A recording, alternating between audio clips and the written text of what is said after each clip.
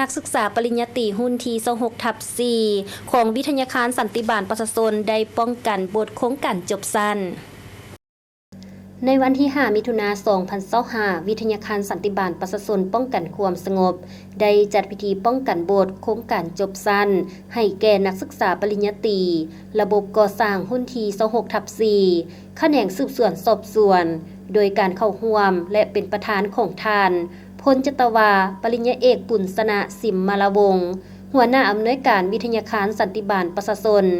มีต่างหน้ากลุ่มก่อสร้างกำลังกลุ่มคนขั้ววิทยาศาสตร์และประวัติศาสตร์กลุ่มใหญ่สันติบาลอนุกรรมการและนักศึกษาเข้าร่วม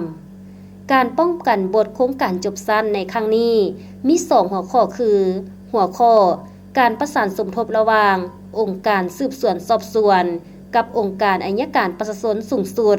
ในการดำเนินคดีอยู่เมืองแก่นเฒ่าแขวงไชยบุรี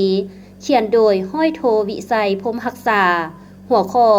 เวียกงานสร้างสำนวนสำเนาสืบสวนสอบสวนในบรรดาคดีอยู่เมืองสังทองนครหลวงเวียงจันทน์เขียนโดยวาทีนางตุ้มคำห้อยวิคูลซึ่งการป้องกันบทโครงการจบสั้นดังกล่าวได้ดำเนินมาแต่วันที่ 3 มิถุนายน